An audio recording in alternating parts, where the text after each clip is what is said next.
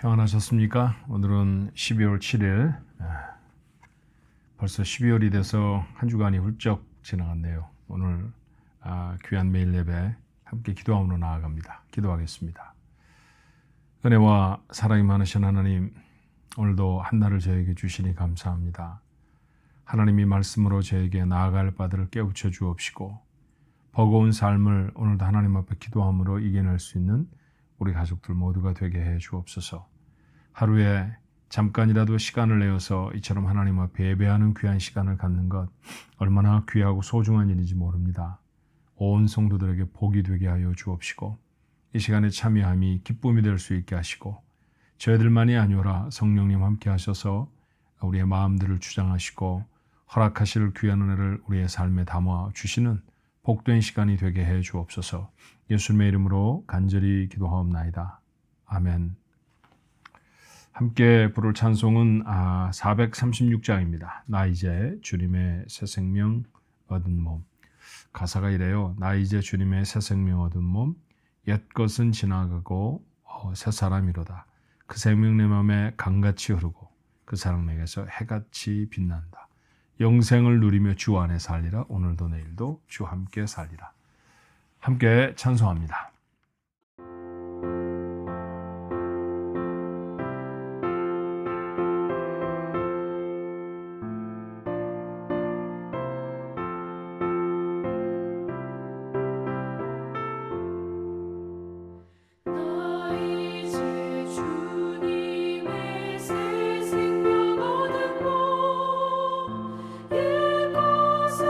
지나고 새 사람이로다.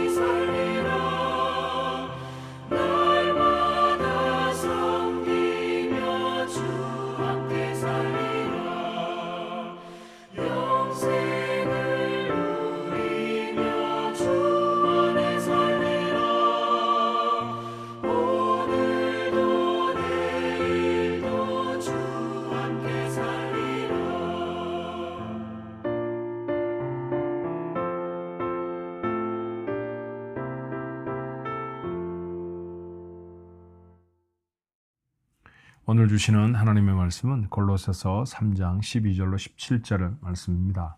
짧은 말씀이에요. 12절로 17절의 말씀 우리 마음에 한번 담아볼까요?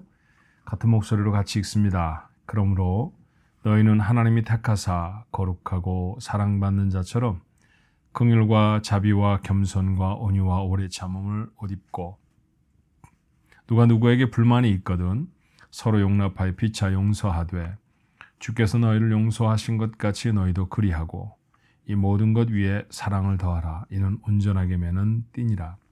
그리스도의 평강이 너희 마음을 주장하게 하라. 너희는 평강을 위하여 한 몸으로 부르심을 받았나니 너희는 또한 감사하는 자가 되라. 그리스도의 말씀이 너희 속에 풍성히 거하여 모든 지혜로 피차 가르치며 권면하고 시와 찬송과 신령한 노래를 부르며 감사하는 마음으로 하나님을 찬양하고 또 무엇을 하든지 말에나 일에나 다 주 예수의 이름으로 하고 그를 힘입어 하나님 아버지께 감사하라. 아멘. 어떤 옷을 입고 있느냐가 어떤 행동을 하느냐를 결정할 때가 있죠.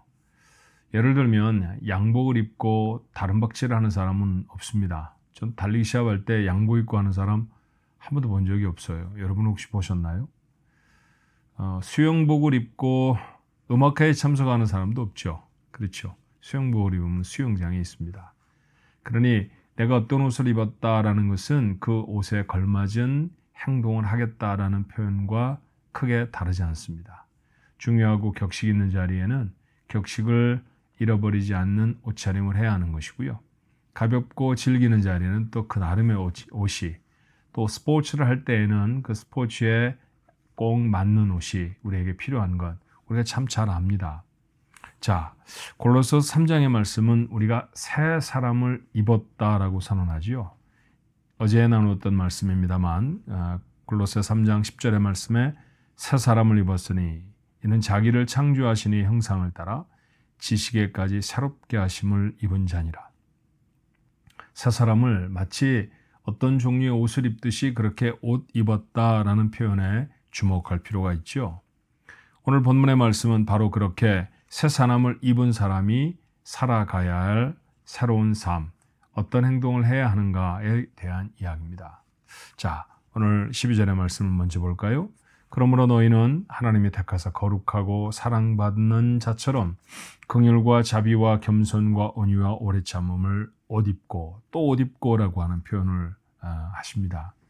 자, 오늘 여기 등장하는 긍휼, 자비, 겸손, 온유, 오래 참음 어떠세요? 요사이 우리는 갈라디아서 5장에 있는 말씀으로 성령의 9가지 열매에 대한 말씀을 나누고 있죠. 성령이 우리 안에 계시면 변화된 성품에 나타나는 표징들이라고 말씀을 나누었었습니다. 자, 여기 보니까 나누었던 성령의 열매들이 등장을 합니다. 자비 5번째 열매였고요. 온유 8번째, 그리고 오래 참음 우리가 이미 나누었던 4번째로 나누었던 말씀입니다. 뜻을 좀 새겨볼까요? 긍휼, 불쌍히 여긴다라는 것입니다. 서로 불쌍히 여기는 것이죠. 부부가 살면서 종종 다툽니다. 보통 부부가 살면 늘 다퉈야 한다. 그게 정상적인 일이다. 그렇게 말을 하지만 실제로 곁에서 보는 사람은 그렇게 볼지 몰라도 부부싸움을 하는 사람들은 참 괴롭죠. 그러니 매일 할 수는 없는 노릇입니다. 하지 않으면 좋죠. 그런데 누가 부부싸움을 하지 않을 수 있을까 생각해 보면 아내를 남편이 불쌍히 여긴다고 하면 다툼이 있을까? 남편을 아내가 불쌍히 여긴다고 하면 그곳에 다툼이 있을까? 그런 생각을 해보았어요. 부모와 자녀도 마찬가지죠. 연로에 가시는 부모님이 불쌍하게 생각이 들면 그분이 행하는 좀 우리의 생각과 맞지 않는 태도나 표현 그런 것들이 우리의 마음에 거슬러지지 않을 것입니다. 뿐만 아니라 자녀의 모습을 통해서도 자녀를 불쌍히 여기는 마음이 있다고 하면 그에 대한 이해의 폭이 훨씬 더 넓어지겠죠. 그런 것, 긍휼입니다. 자비, 친절을 베푸는 것이라고 우리가 함께 나누었습니다. 사실은 친절하게 누군가를 대한다는 것은 내 안에 사랑을 표현하는 방식이죠. 겸손, 그것은 굳이 설명하지 않아도 아시지 않습니까? 온유, 따뜻한 마음을 가리켜 온유하다 그렇게 말합니다. 예수를 믿는 사람이 무엇보다도 따뜻한 마음을 가져야 하지 않을까 그렇게 생각이 들어요. 오래 참음, 인내입니다.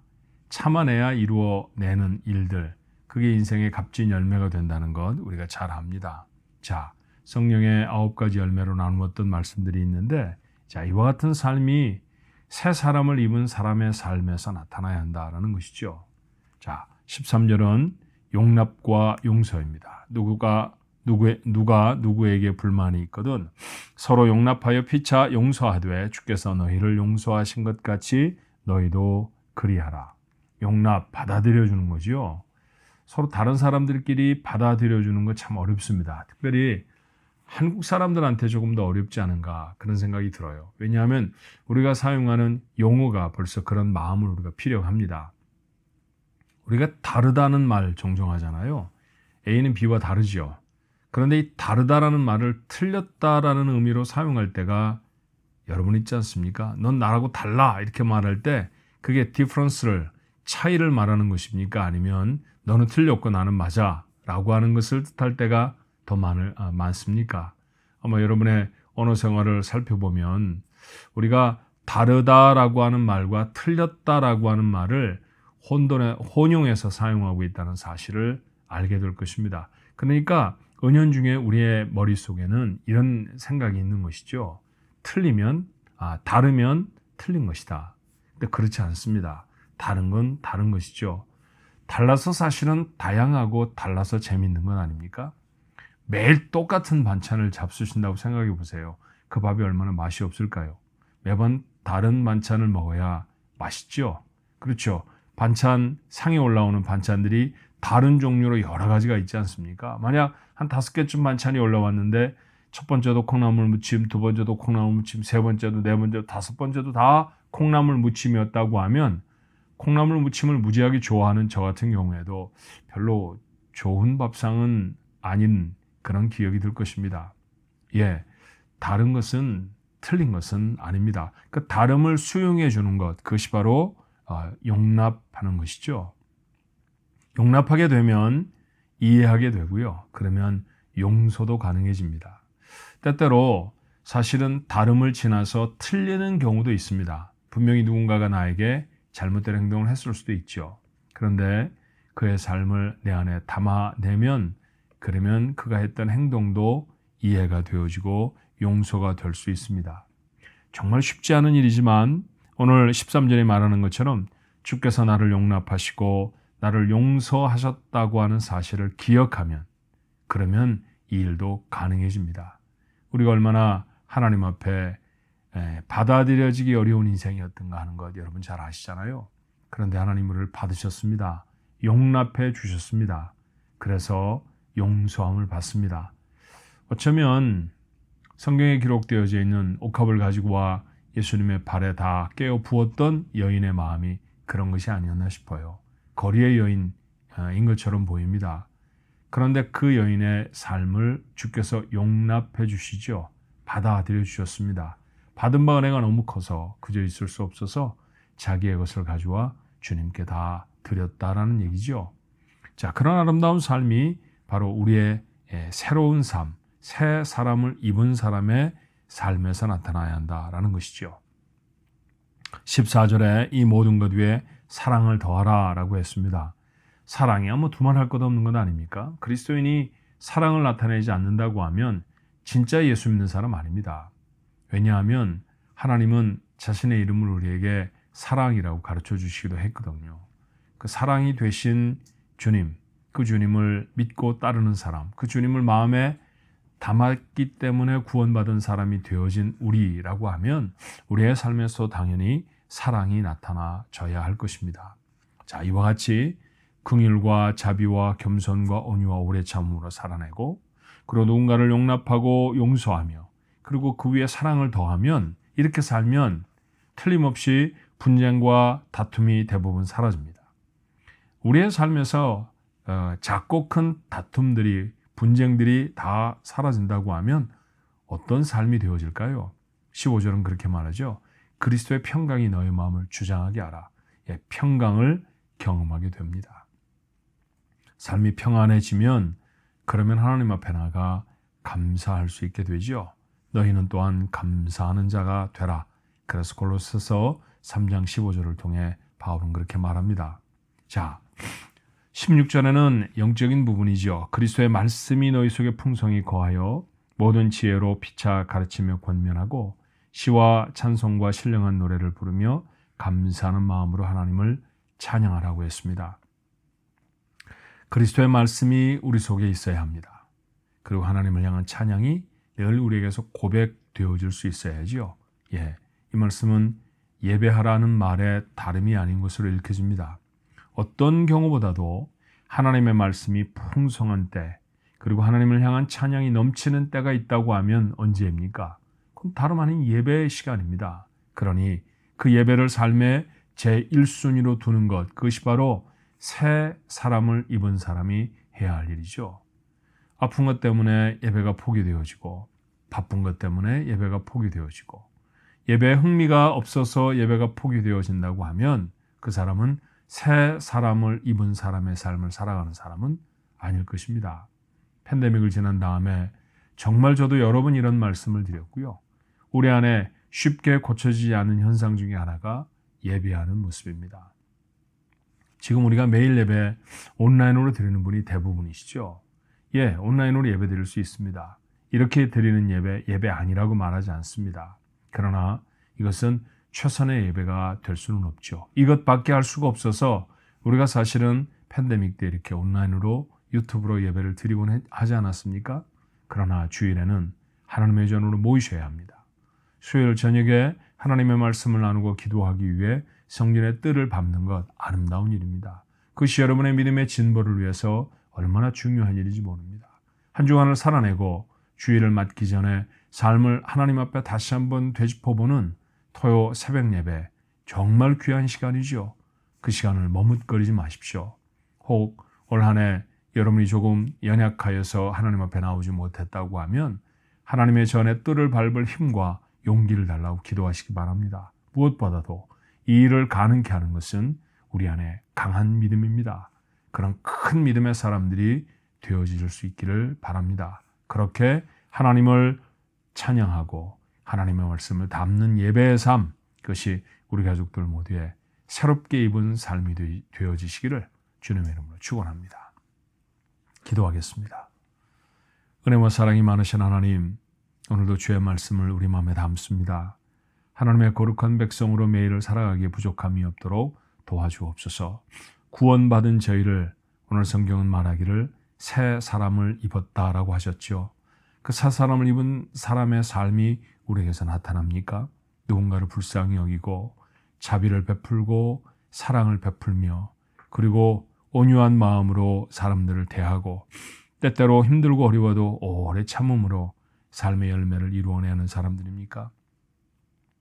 누군가의 잘못된 모습들을 보면서 용납하고 이해하려고 했었습니까? 그렇게 누군가를 용서하는 사람의 삶으로 살아가야 용서받은 사람의 당연한 삶의 모습이 될 것입니다.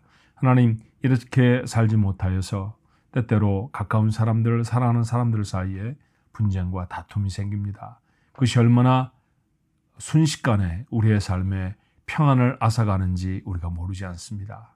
그러니 이렇게 새 사람으로 힘입어 살아갈 때 하나님이 말씀하신 그리스도의 평안을 누리며 살 것입니다. 그렇게 살아 하나님 앞에 감사하는 저희가 되게 하여 주옵소서. 아울러 간구하옵나니 하나님의 말씀을 마음에 담고 우리의 입술로 하나님을 찬송하는 귀한 예배의 시간이 하나님 우리에게 걸러지지 않게 하나님 도와 주시옵소서.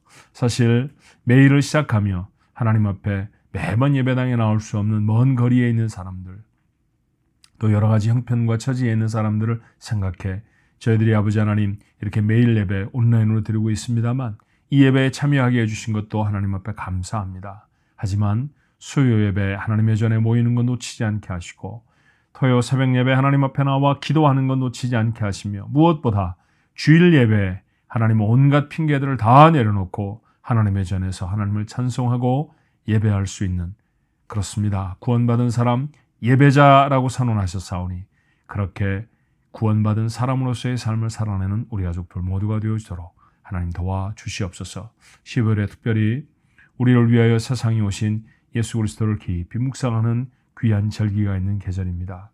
하나님 이와 같은 때 감사한 마음으로 하나님 앞에 나설 수 있도록 도와주시옵시고, 그렇게 예배가 훈련되고 연습되어지고 결단되어져서 새로운 해에는 더 크게 하나님 앞에 예배할 수 있는, 더 감격으로 우리 하나님 앞에 나아갈 수 있는 우리 가족들 모두가 되도록 하나님 도와주옵소서. 오늘 한 날을 살면서 우리가 만나는 모든 사람 앞에 새 사람을 입은 사람으로 삶을 결단하고 그 삶을 나타내고 표현하고 증거할 수 있는 지혜로, 또 아버지 하나님 믿음 있는 우리 가족들 모두가 되도록 축복해 주옵소서. 예수님의 이름으로 간절히 기도하옵나이다. 아멘.